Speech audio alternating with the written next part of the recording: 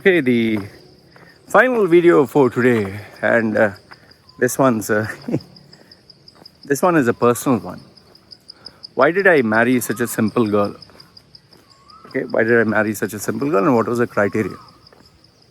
Now, yes, this is a more polite way of putting. I've had people put it in a rather, I would say, rude way. People have said, "So you wanted to marry a submissive maid, glorified housemaid?" Okay. Then there are those who are like, "Oh, you claim to be a playboy, dated some of the hottest women, and now you married a lady boy or a $10 looking female." Okay. Now, mind you, I don't feel bad when people send all this, because if you look at it from their perspective, there's a element of truth. Like if some people tell my wife, "Why did you marry such an ugly looking guy?" There's an element of truth in it. Or why do you marry this old man or this loser or this devilish freak?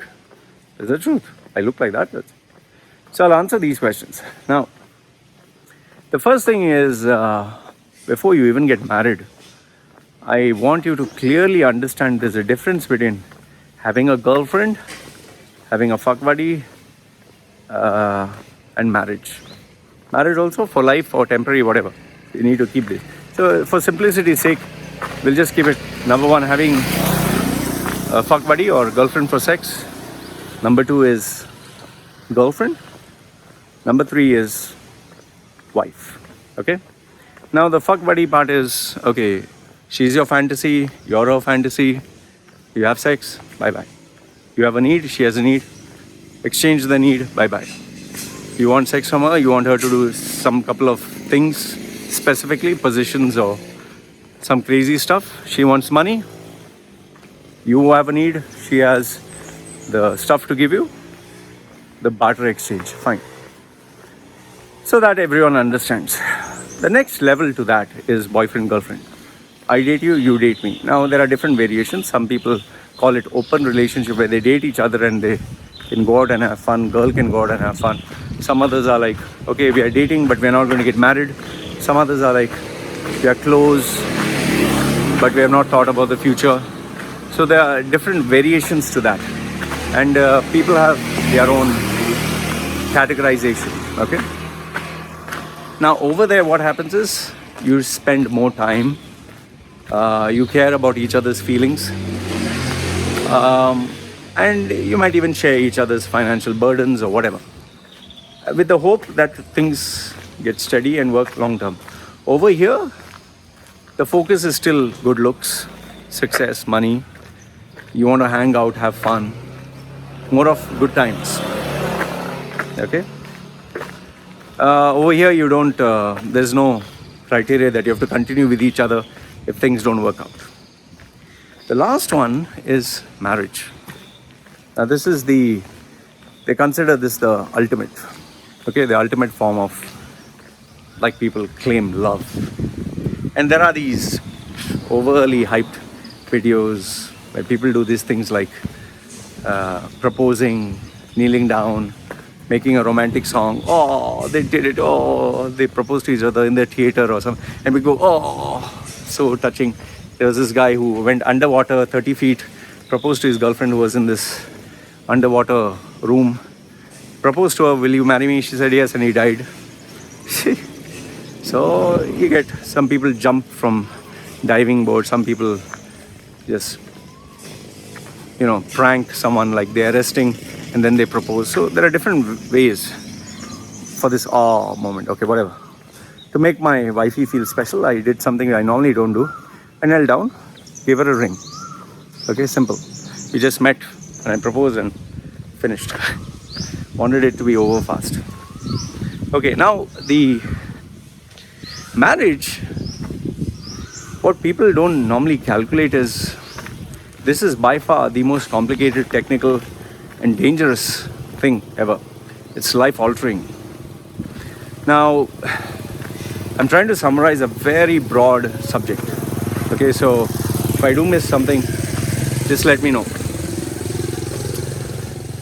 The first thing what you need to keep in mind is, the most important thing is money.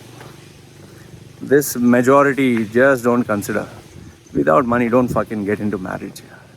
Because once you get married, the dynamics of money come into play. How much will you spend? How much will she spend? How much will you save? How much will she save? How much is for you? How much is for her? How much is for your dreams? How much is for her dreams? Suppose her parents get sick, how much will you spend for her parents? Your parents get sick, how much will she spend for you?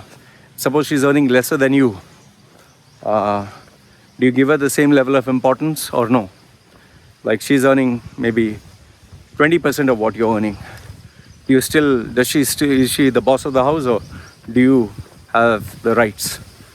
Then comes to aspects like, see, after the sex is over, the romance, the pleasure, everything, it becomes monotonous. That's where the communication comes into play. The understanding. Do you understand each other? Are you patient with each other? Does each one give you space? When you lose your cool, does she keep quiet? Does she lose her cool quickly? Do you have to keep quiet? See, like in my relationship, I'll just give you the guidelines I had implemented, okay? May not work for everyone, but this one worked for me. I don't smoke. I don't drink. I don't socialize. I don't keep friends. I don't want friends coming to the house. I don't go to anyone's house, okay? My only passion is making money, focusing on my career. And I even told my wife, more important than you is my work. More important than the baby is my work. If it's a matter of life and death for your health, okay, the priority is there, but then I have to go back to work, okay? And I've let my wife know very clearly, I'm the boss of the house. What I say goes. It's a final word, okay? And given that I'm 40, it's I have slight maturity than when I was in my 20s. In my 20s, I was a jackass, okay? And the distraction for other women, yeah, the little bit of fascination is there, okay, girls. But today, even if I do get an opportunity to have sex with another girl, let's say nobody knows and all that, the chances are almost 90%, 80 to 90%, I would say no, even if there was a slight possibility. The reason being is, I don't want complications in the house. I don't want my wife crying or my baby crying for 5 minutes. Yes, the thrill, it would be fun. But then again, in order for this to happen, there should be chemistry, there should be connection, there should be conversation. It takes time. It's not like, let's fuck, you know. So I've reached that stage. And given that I reached that stage, my only distraction was gaming, which now I managed to control it because I have this hyperactive mind, ADHD. You can just Google search what is ADHD. Okay. So I wanted a girl with the same traits: no smoking, no drinking, no socializing, no friends coming to your place, no you going to other people's place. But more than that, I wanted someone who was not addicted to social media. Like no chatting with friends and guys and this and that. My wife does use social media, but that's for her business and to keep in touch with her family. That's it. Okay. The other traits that I wanted was someone who's a homemaker, who would sit and take care of the baby, because spend time with the baby, be with the baby, help in the baby's upbringing, because I would be busy. I didn't want me working and my wifey working and the baby having social media or the smartphone, or being left babysitting with somebody else and they'll take care. That's not how I wanted to raise my child. No. I wanted the mother to be with the kid. Okay? With love, the child will grow to be a much better person. The unfortunate thing is, even though we stay in the same house, I am unable to be with my baby 24/7. Okay? That's the unfortunate thing. But otherwise, it's okay. So now that part was also important. Now, the other part that people never think about is, if you get angry, how will the person react? They never think about that. They never think about the fact that if tomorrow the person's demanding or commanding, how do you handle it? If you and the person both get an ego, both of you get the temper, who buckles down first? In my relationships, my past, some of them have been fucking disastrous, like the girl arguing for attention and chewing my brains and literally making, my peace of mind. Then there were these other girls who just wanted to cause a problem, an issue, a fight. Then there are these other girls who wanted you to take them out, wanted you to spend time with them, wanted you to be with them. Yeah. And then there are these others who are snoopy and will keep checking your stuff. And then there are others who, glued to social media. See, it's not that my wifey is perfect, neither am I. There are days where my wifey doesn't do the work. She's very lazy. She doesn't do her part of the housework. And it's not that I'm perfect. I also have my mood swings. I'll tell you, my biggest drawback is I'm very moody. I get very angry sometimes. So lately, I'm aware of that and I'm trying to keep a check. And then on top of that is the fact that, not everything that my wife says I might agree on. So there are these differences of goals and opinions. But then, fortunately, my wife, because I have that level of leadership in the house and maturity, I'm almost like 15, 16 years elder to her. I have the experience of life. She doesn't. So that helps me gain her respect. This is very hard, man. And I'll tell you, the biggest thing that we tend not to focus on in a relationship is the conversations. Now, by conversations, it's not those romantic talks that you have. That's not conversations. The conversation is when you discuss about business, when you discuss about paying the bills, when you discuss difficult topics. Like I even talk to my wife about temptations of sleeping with other women. We discuss a lot of issues. We disagree, we argue. But there's always a mature discussion that we have. And yes, in relationships, there are also these other criteria like religion, your family, do they interfere? So when I calculated all this, I felt she was the right girl. But the most important question, in terms of looks or sophistication or being a hot female, I'll give you this answer because this has been asked many times. And my answer to this is very simple. If you buy a Toyota, the parts for your Toyota, the maintenance for a Toyota is at a particular level. You buy a Lexus, the car is expensive, looks amazing, performs amazing, but the parts are more expensive, the service is more expensive. Then you go higher to Lamborghini and Ferrari, same thing, more expensive car, but it's an amazing car, it's an amazing piece of engineering, great luxury, great feel, but spare parts even more expensive, service even more expensive. Then Rolls Royce, then Bugatti, it never ends. So the more expensive your car, the more overheads, the more you need to take care, the more maintenance, more everything. So in my case, I bought a car which is functional in nature. My car is a scooter and it serves the purpose, going and coming back. Small village. That's why I never purchased a car. So even maybe my wife is maybe not a expensive car. My wife is not an expensive car. She's not a brand. She's not a model. She's not hot. She doesn't give you the greatest experience money can buy. Okay? But it serves a purpose. And the purpose that I was looking for is peace of mind, a friend who I can trust, who would never leave me no matter what, who genuinely loves me. I married her when my stomach was so big. It was like almost 48 inches round. I remember this once, I managed to get a kind of itch, fungus itch at the side of your crotch. You get that. I had to put the cream and it was really bad. I was kind of ashamed to even ask my wife about it because, I have to lie naked, open my legs and my wife has to put the cream at the side. I finally told her, please, can you help me? She told, no, it's okay. She made me lie down, open my legs and she was putting near my crotch area, near my bum hole. She said, I have to take care of you. You're my husband. And it made me realize like how much my wife, what that relationship, when she gave birth, after she gave birth, she was bleeding from inside. And they have these pads that absorb blood. When we asked for the nurse, I don't know, maybe she was a new, just trainee. She's supposed to change the pad. She was kind of showing disgust.